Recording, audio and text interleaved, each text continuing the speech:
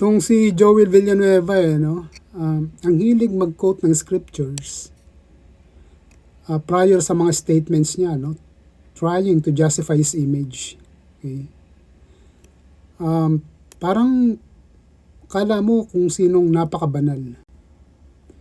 Ang problema, hindi niya nga mabigyan ng justifiable explanation yung mga litrato, mga videos na lumalabas with him together with Henry Alcantara na siyang sentro, no, ng mga flood control projects, scam, mga ghost projects dyan sa Bulacan.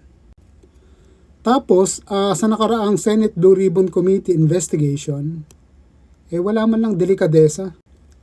Hindi man lang siya nag-inhibit, samantalang siya ang direktang implicated dito sa lumabas na investigation sa Kamara na ibinulgar, no, ni Bryce Hernandez. It seems to me that he was directly interrogating, no, the witness when in fact siya dapat ay hindi nagtatanong sapagkat siya ay direktang inimplicate, no, ni Bryce Hernandez na siyang resource person at witness dyan sa Senado.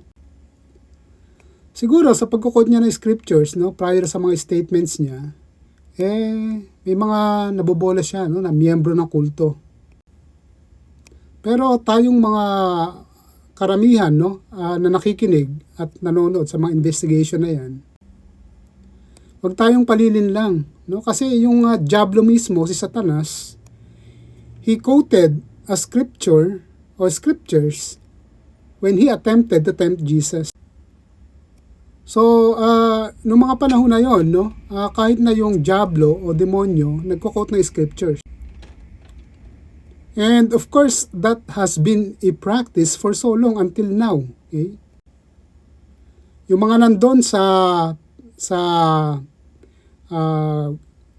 mga kadiliman, no, sa mga kasamaan, they even quote scriptures, no, to justify themselves. So, ganon yung nakikita ko rito, no, kay Joel Villanueva.